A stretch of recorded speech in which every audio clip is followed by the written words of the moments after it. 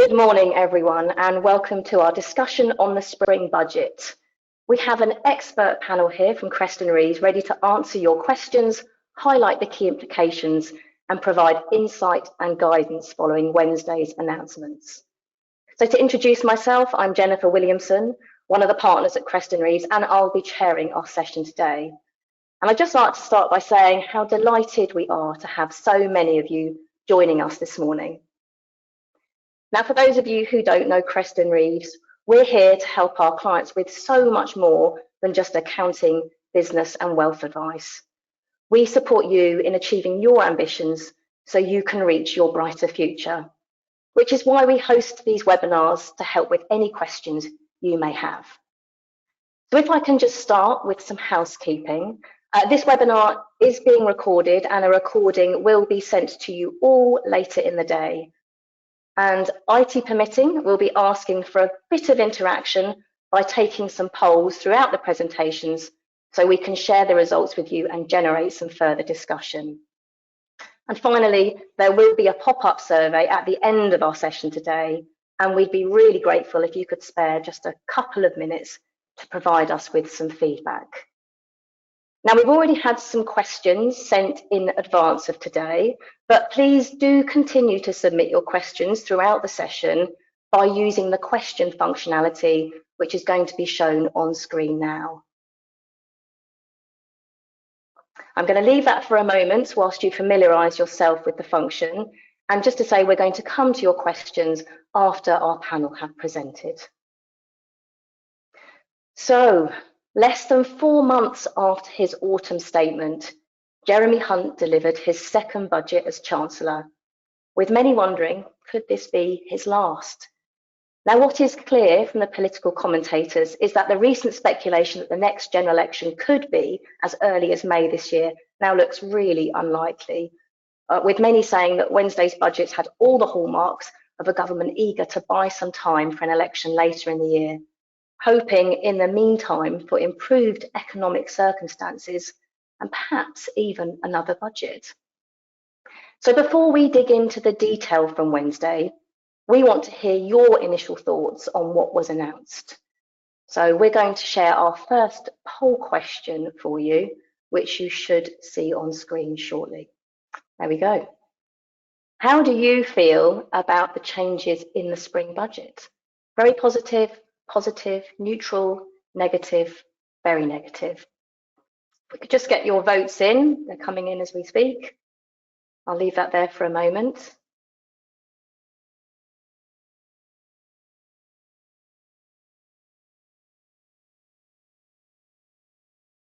Let's have a look at the results.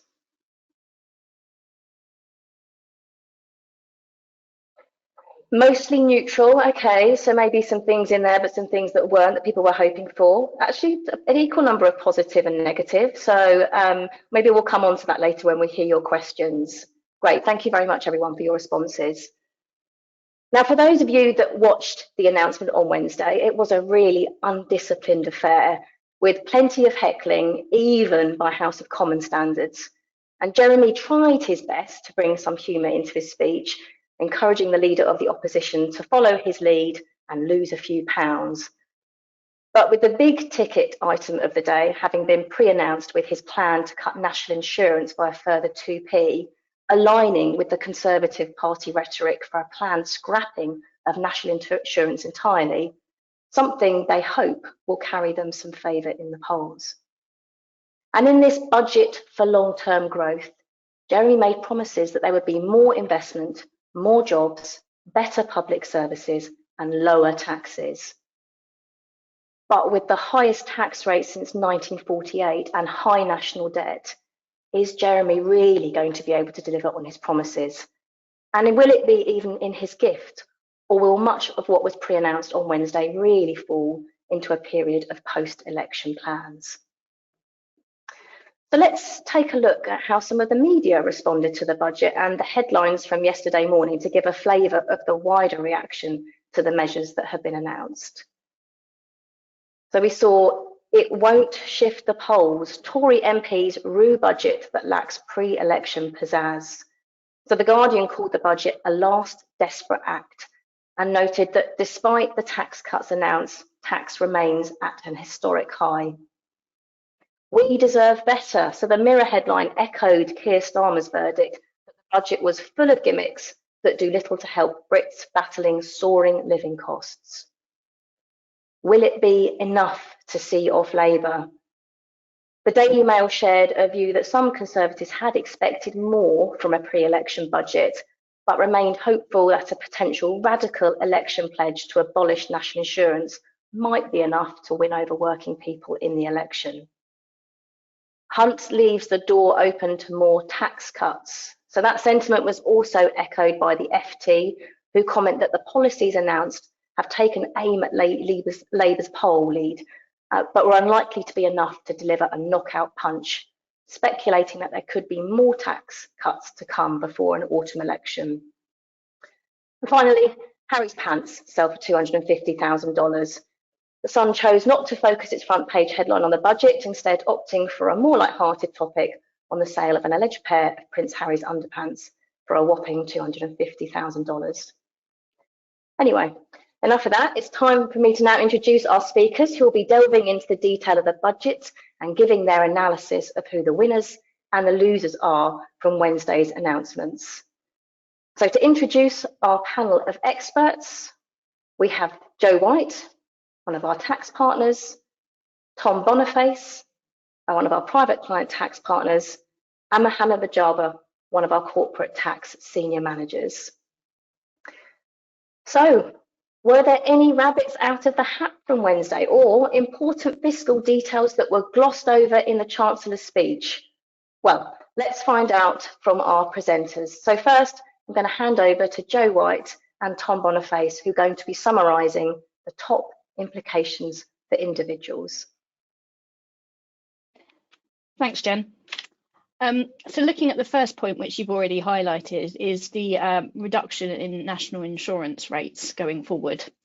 So as an extension of the previously announced changes to national insurance, the Chancellor confirmed further cuts for both employees and the self-employed. He confirmed that from the 6th of April 2024, the rate at which employees will pay national insurance will reduce to 8% from the previously announced reduced rate of 10% back in the autumn statement. This reduction applies to earnings in a threshold between 12,570 and 50,270, and therefore will achieve a top saving of £1,508 per annum. For the self-employed, Jeremy Hunt confirmed the rate of Class 4 national insurance will also be reduced further, going to 6% from the current 9% that it stands at for the same level of earnings. To couple that with the abolition of Class 2 national insurance, self-employed individuals will receive a top saving of up to £1,310 per annum. Moving on, the Chancellor also announced changes to the high income child benefit charge. What he's stated is that there is going to be a wholesale reform by 2026 of how this charge operates, as he recognises that there is an inconsistency and unfair result across households.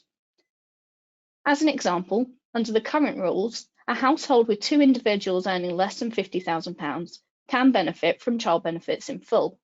However, if you have one earning the same amount of money between the two of you, the child benefits will be depleted or removed. So the review has been promised by April 2026. However, in the meantime, they are going to put temporary changes in place to deal with some of the inequalities. This includes an increase in threshold at which the higher income child benefit charge starts to be charged, and this is from £50,000 to £60,000. In addition, the rate at which the high income child benefit charge is reduced will halve, with the full withdrawal of the child benefit applying for those earning more than £80,000. The government have stated that these changes will allow almost 500,000 families to gain an average of £1,260 towards childcare costs in 24-25. They've also believed that over 170,000 families will be taken out of this charge completely. For those of you that are able to control your income through owning your own business, Now is the time to consider whether or not you need to reassess your income levels so that you can make the most of these changes. Moving on to some property taxation changes. These were arguably one of the biggest announcements on Wednesday that will impact a lot of people. So if we start with stamp duty land tax charge, multiple dwellings relief is set to be abolished. This is with effect for transactions with an effective date on or after the 31st of May 2024. There are some transitional rules in place also that says if you have exchanged on a property where multiple dwellings relief will apply, and that exchange of contracts was before the budget day, so the 6th of March 2024, you will still be allowed to qualify for the relief if you complete after this date. So what is MDR? Well, it's a relief that applies to residential property purchases in England and Northern Ireland, where you're acquiring more than one individual dwelling as part of a single or linked transactions. What we can do there is take an average consideration irrespective of the size of the properties being acquired or their respective values. So if we were to use an example of buying a property worth £800,000 that qualified for MDR, you could save potentially £12,500 of stamp duty land tax. Moving on to other changes that were announced, focusing on the end of the property life cycle, the rate of capital gains tax for the sale of residential property is to go down from 28% to 24% for gains accruing after the 6th of April 2024. This top rate of tax applies to individuals who are additional or higher rate taxpayers, but can also apply to trusts and estates. Whilst we're seeing a change in the highest rate of capital gains tax for residential property, the lower rate of 18% will remain unchanged. Other changes that were announced in the budget are in relation to holding of agricultural property.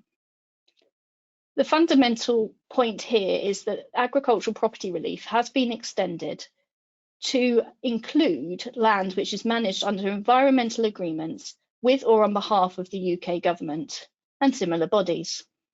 As you can see on the next slide, this will allow up to 100% tax relief against agricultural value on qualifying land. These rules will take effect from the 6th of April 2025, but will include agreements that are in place on or after the 6th of March 2024. They've also announced some clarity on the tax treatment of the income generated from these lands will be reviewed and confirmed by a working group between HM Treasury, HMRC and industry representatives shortly. Moving on to the final point around property taxes is that for those operating furnished holiday lets, considerable changes are afoot. Whilst we don't know the details yet, the Chancellor announced that the furnished holiday let regime will be abolished from the 6th of April 2025. At present, operating a furnished holiday let property as a furnished holiday let can afford some considerable tax benefits, specifically those for individuals. These include the ability to claim 100% tax relief on any financing costs and capital allowances against fixtures and fittings and furniture. We anticipate that the abolition of these rules will mean that the letting of furnished holidays lets will come under the normal regime for residential property. As shown on the next slide, this means that we see potentially a number of changes afoot for both individuals and companies who can apply these rules at present. For individuals, mortgage interest relief will be restricted, and therefore it's likely that additional and higher rate taxpayers will be limited to 20% tax relief on their financing costs. In addition, the cost of any works to the building itself will not be deductible against your annual profits in the current way that they are under the capital allowances regime, and this applies to companies also. We also see other changes impacting owners of furnished holiday lets. For example, the ability to claim rollover relief on the sale of or against the purchase of furnished holiday letting properties will be removed.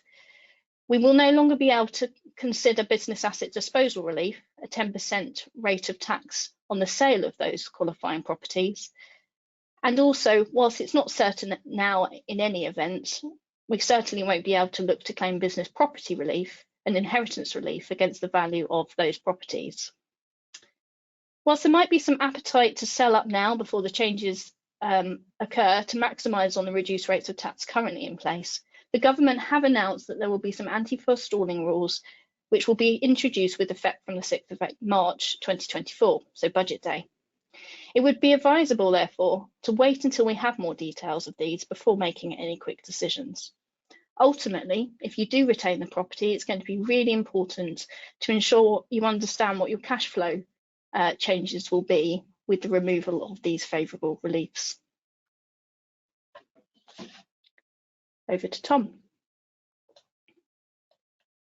Thank you very much, Jo. Good morning, everybody. The area that I will be talking about is the changes to the non-domicile regime, as termed politically. This is an area that has been taxed differently over the last 20 years or so. We saw significant updates during 2008-9, and we saw further positions taken during 2017. And this is the latest in a long line of changes to how non-UK domiciles are taxed in the UK. Given the recent government paper states that there are currently 86,000 non-UK domiciled UK resident individuals, this isn't a large population of people. However, politically, it seems to gather a lot of traction in the papers, particularly around our current Prime Minister's wife's affairs.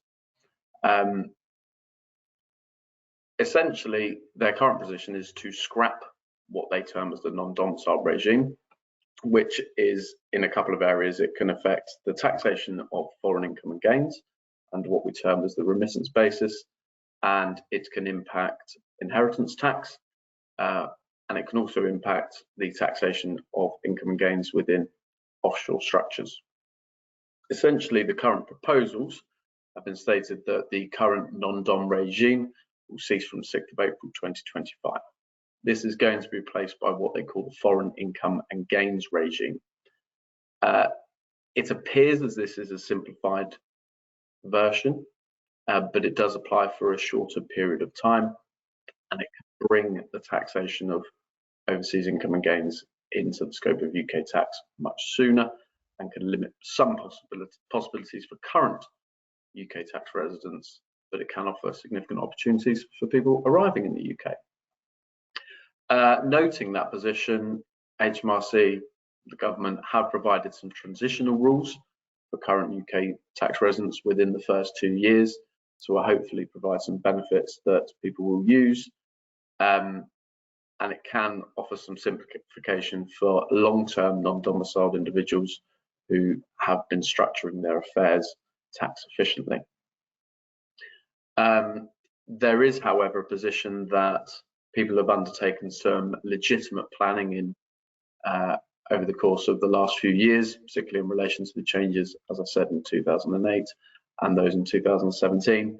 So there will have to be a review whether those structures are fit for purpose and continue to offer the security and indeed the benefits that those clients require. Moving on, please. A key part of this, and I've noted this in some questions later, so I will answer further. The current inheritance tax regime hasn't been changed as yet.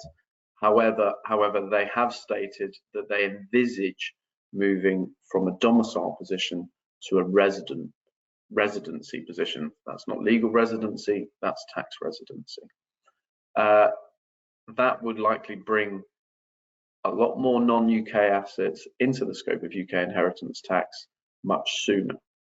So that is going to be a really key position to consider for people from jurisdictions where either they don't have inheritance tax, or indeed the inheritance tax or estate tax thresholds are much higher, such as the US. Moving on, I would like to discuss a little bit more about the foreign income and gains regime. So as I touched on, qualifying inbound individuals will join what appears to be a simpler system. In those first 4 years of tax residency, they just won't be subject to tax on any non-UK income and gains, and they can bring them into the UK for full use without any further tax implications. That is more attractive than the current regime, but it does last for a shorter period of time. For current UK residents who are under the non-domiciled regime, there are transitional rules that would enable them to bring funds into the UK in the following 2 tax years. So that's tax year ending 5th of April 26 and 5th of April 27 at a standard tax rate of 12%. That means that if people have money that's sitting offshore that they want to access in the UK, they can remit that, what we term as a remittance, essentially use in the UK at a lower tax rate than previously before. And in addition, there is a transitional rule on income tax for the 25-26 tax year, although that is just a one-off. Moving on, there are also updates to the capital gains tax regime. In recent years, the revenue and the budgets have announced changes to how either non-UK residents or non-UK domiciles taxed in the UK under capital gains tax. This has allowed a few opportunities to rebase qualifying assets at certain dates. The most recent one is 5th of April 2019.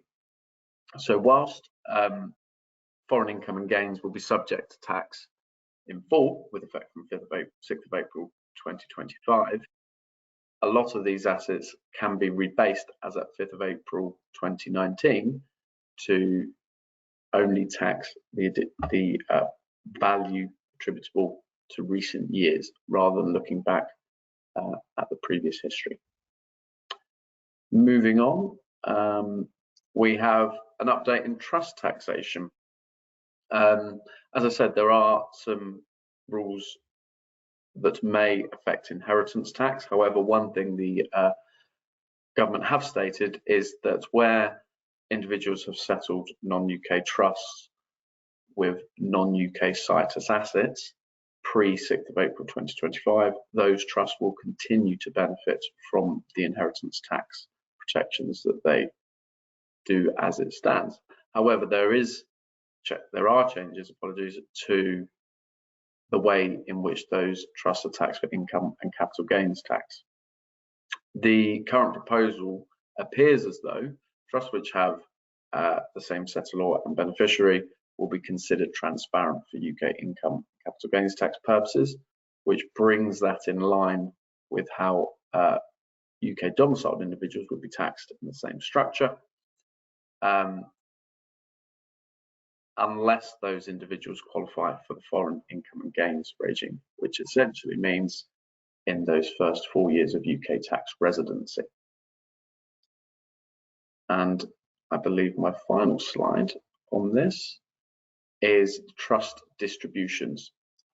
As we touched on, the remittance basis regime will go, so individuals will not be able to claim the remittance basis to protect themselves from UK tax on benefits from trusts or distributions from UK tax. And in addition to that, the fairly complex matching rules, which apply to income and gains realised by trusts and then distributed to UK resident beneficiaries, will continue to apply to those income and gains realised by trusts prior to the date of these changes, again being 6th of April 2025.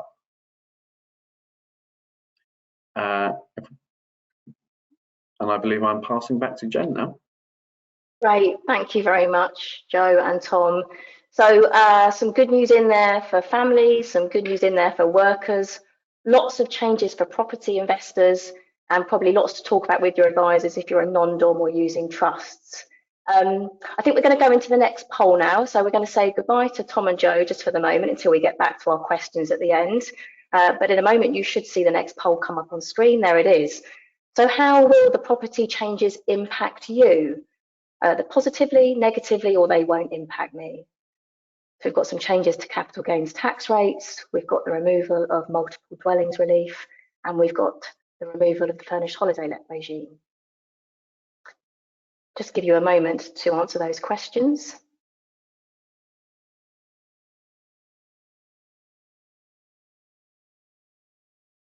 Let's have a look at the results. They won't impact me. So we've not got too many people on the call today that those are going to impact. But those who it does, most people feel quite negative about it, understandably. I mean, if you think we've seen properties be the bearer of lots of changes in the past, only making taxation more and more onerous, and these go that bit further, really. So understandably, people aren't feeling terribly positive where they do affect them. Okay, so just a quick reminder, whilst I may, to keep asking questions throughout the panel sessions, and we will come to those at the end.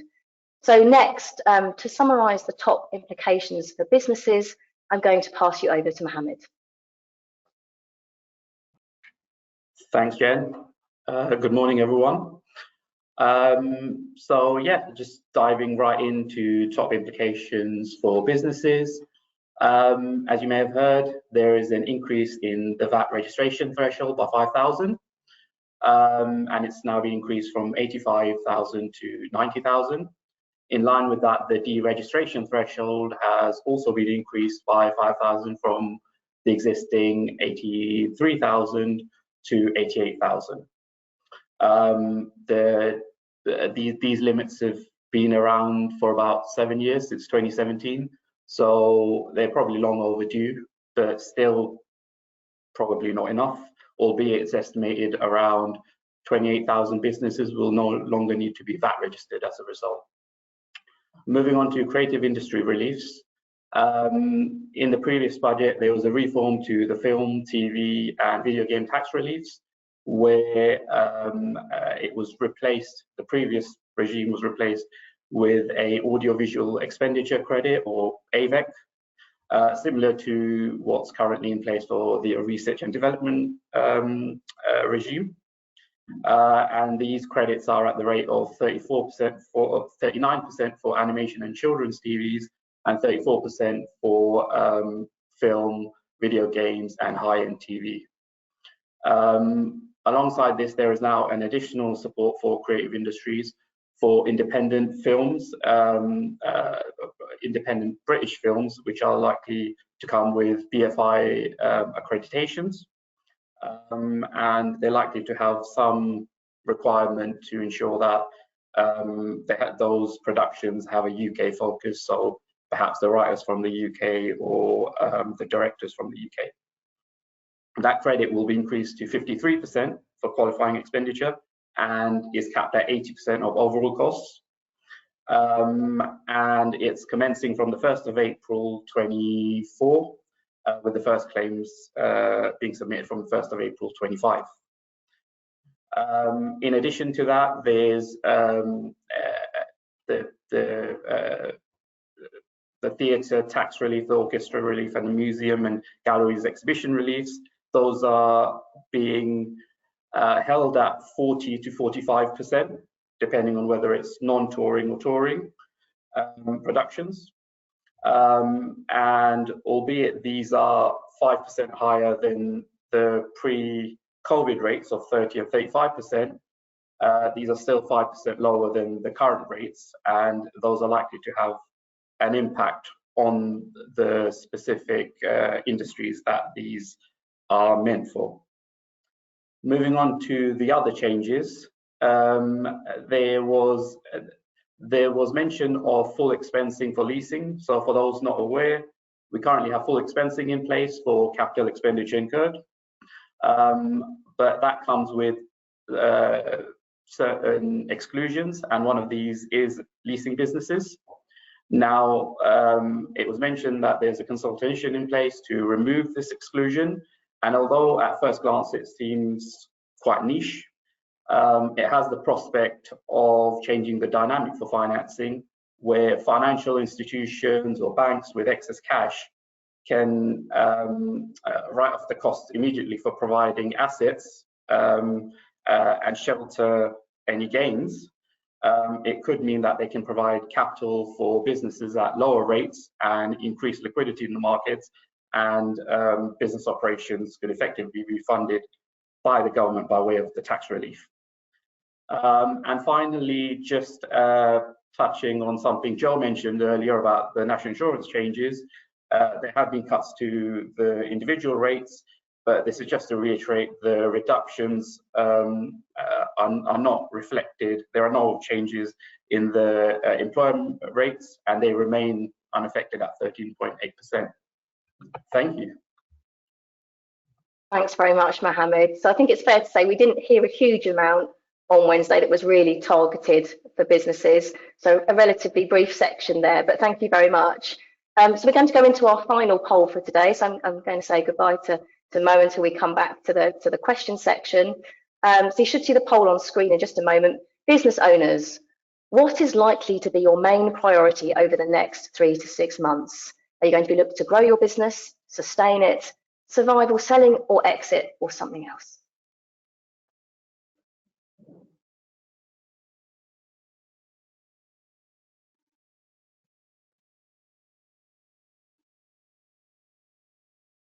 Wonderful, right. Hopefully we had a few answers in. Let's have a look at those results.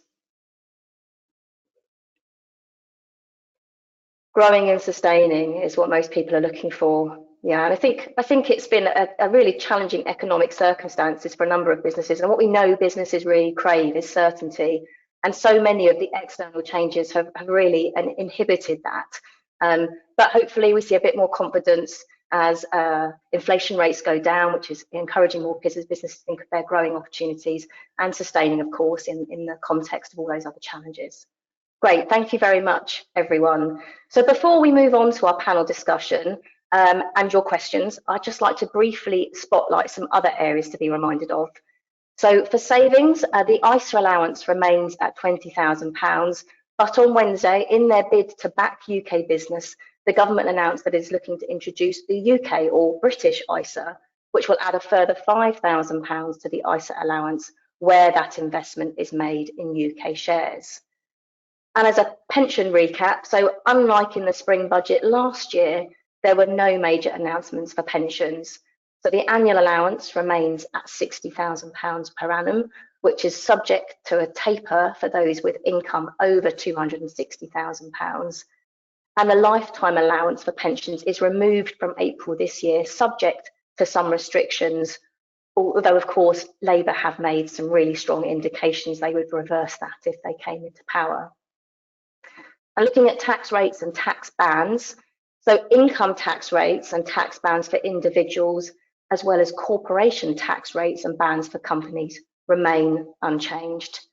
And the same goes for inheritance tax. So despite much speculation before the budget, inheritance tax has not been abolished, and the nil rate band remains at the 2009 level of £325,000. And finally, alcohol duty remains frozen until February next year. The temporary 5p cut in fuel duty has been extended until March next year, and a new duty on vaping products will be introduced from the 1st of October 26.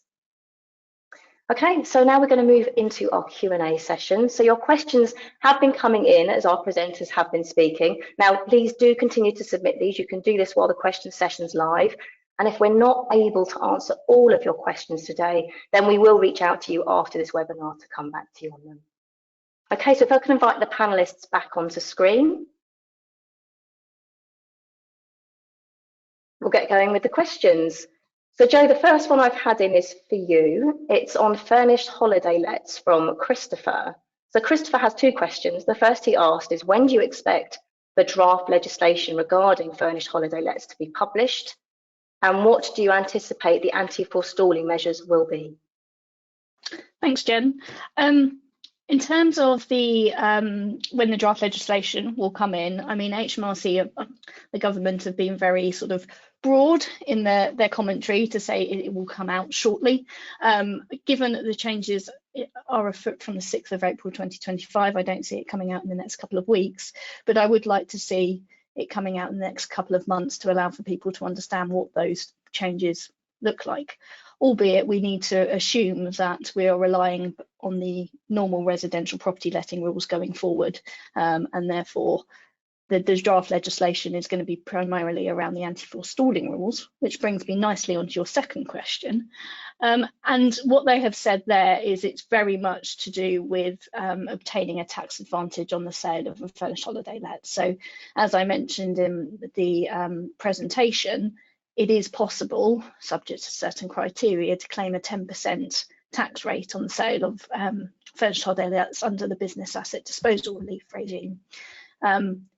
My expectation is that for sales since the announcement, that will likely be removed so that people don't obtain a significant tax advantage in this interim period.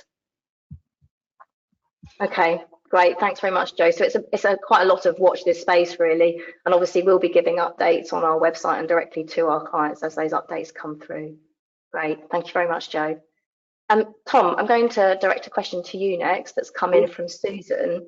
She asks, you mentioned there were no changes to inheritance tax. So what is happening with inheritance tax now? Yes, so there hasn't been changes in inheritance tax for UK domiciled individuals. As I said, there's some likely changes to inheritance tax for currently non-domiciled UK individuals. In terms of the movements of inheritance tax and potential changes coming up, politically we could see some changes, as we've seen with national insurance, a government that wants to stay in power. They could make some changes to carry some favour with voters, but on a fiscal and economic position, inheritance tax is likely to generate some significant amounts of tax in future years. So it would be a short-term move, in my view. Thank you, Tom. And some people may remember there was a residence nil rate ban, wasn't there, for inheritance tax, or it might not be called the nil rate ban, you'll correct me. That's still around? Yes, the main residence nil rate band of £175,000 per person is still available for people with estates below £2 million. Yes. Great. Thank you, Tom. Mohammed, I'm going to come to you next. I've got a question in from Charlie. Do you think the spring budget went far enough to support business, specifically, small and medium business? If not, what areas would you want to see more on? That's an interesting question, because ultimately it was a very non-traditional conservative budget. It didn't really focus on businesses, and as you would have seen from the slides earlier, there were very few announcements that directly impacted those businesses. I suppose that's kind of coloured by the current situation, with the government trying to win voters with the general election looming at some point this year. Having said that, I suppose one of the changes is that they, by targeting those individual voters and making those individual changes, it could have the ability to move supply side sort of changes or supply side improvement. So you could have more people entering the employment market, or working longer, or generating more productivity. So although it's slightly more nuanced, it hopefully should improve supply side. On the second part of that question, could they have done more, or what could they have done more? I suppose picking up one of the things they have changed, the VAT registration threshold. They've increased it by 5,000 after 7 years. Realistically, they should have gone a lot further and had a much more significant change to that, perhaps taking it to 100,000 or 150,000, and that would have really changed sort of demand side, or changed the demand side demographics, and generated more businesses to add increased productivity. So yeah, that could have been one of the changes, but they didn't go far enough, unfortunately. Great, thank you, Mohammed. We've got a question which I'll probably answer, which has come in from Neil. Neil says the Institute for Fiscal Studies is forecasting unprotected services in England are facing up to 3.5% per year over the next Parliament, facing cuts of up to 3.5% over the next year. As a charity which relies on the KCC for most of its income, are we likely to expect more funding cuts over the coming years? well, I'd love to give you some certainty, Neil, and be able to look into a crystal ball and know exactly where that might go.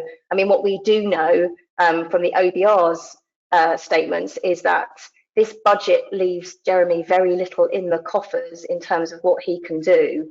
So I think everybody's worried that's going to give squeezes elsewhere, and we're already seeing local authorities failing all over the place. So I think that's going to be challenging to find more funding. We also know that he can only meet his own fiscal rules if he increases fuel duty, which he hasn't done in the recent past.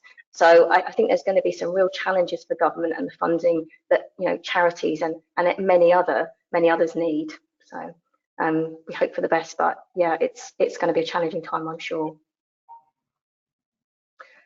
Okay, we have a question in from Simon. I'm going to direct to you, Joe. Simon asks, what environmental purposes on land do you expect the APR extension to apply to? Thanks, Jen. So broadly speaking, it means anything which is, if I check my notes for the right wording, if I may, that it's where land is managed under an environmental agreement with or on behalf of the UK government, devolved administrations, public bodies, local authorities, or approved responsible bodies.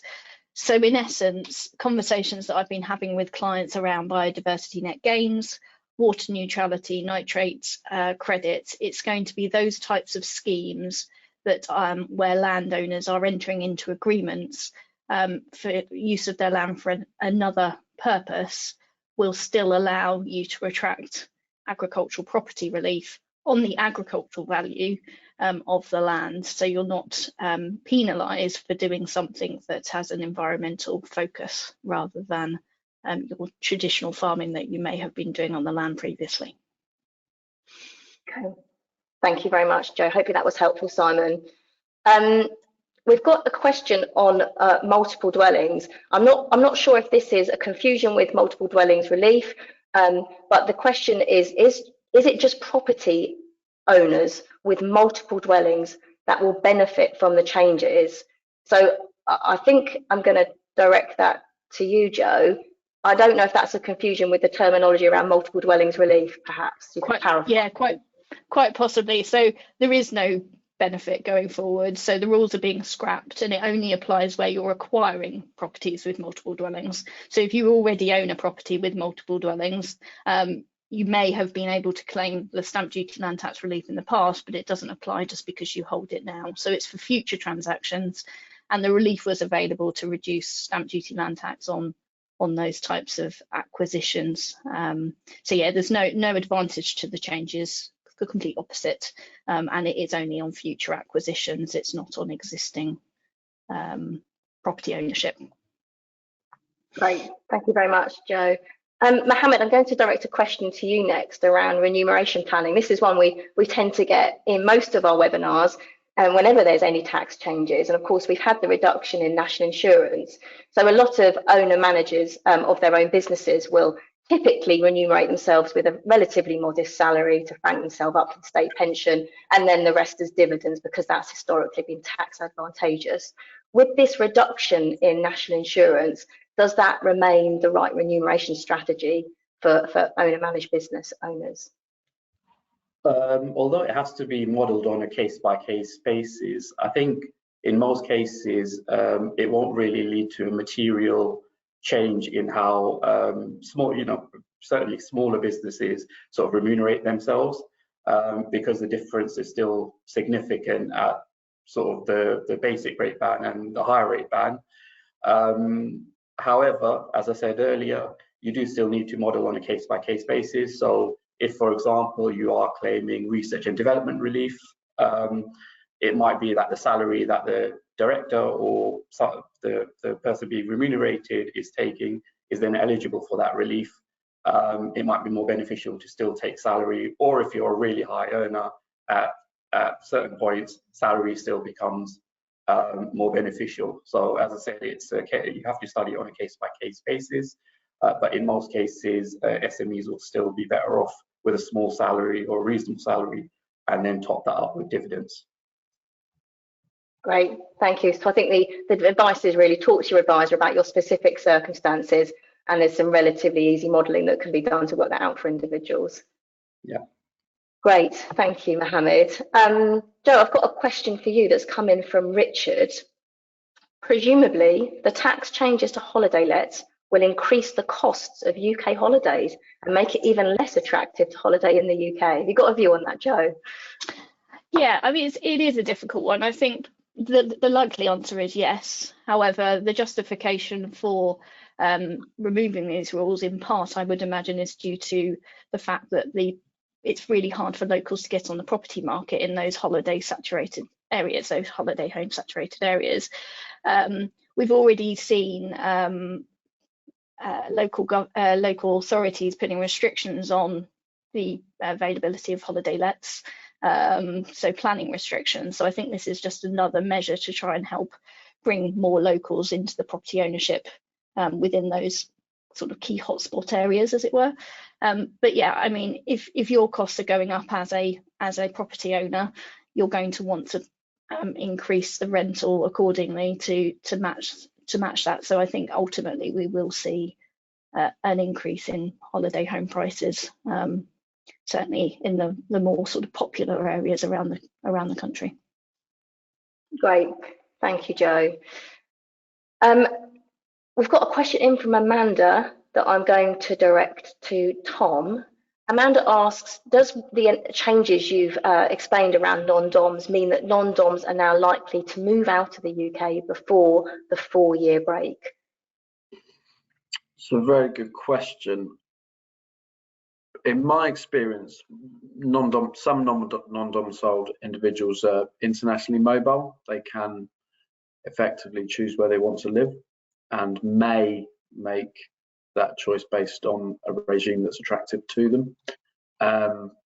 So certainly there'll be instances and individuals that will make use of regimes such as Portugal, Italy, Spain, Greece. In terms of the UK as a whole, there are a lot of individuals that have been here for a very long time and have probably made home here, and they have families here.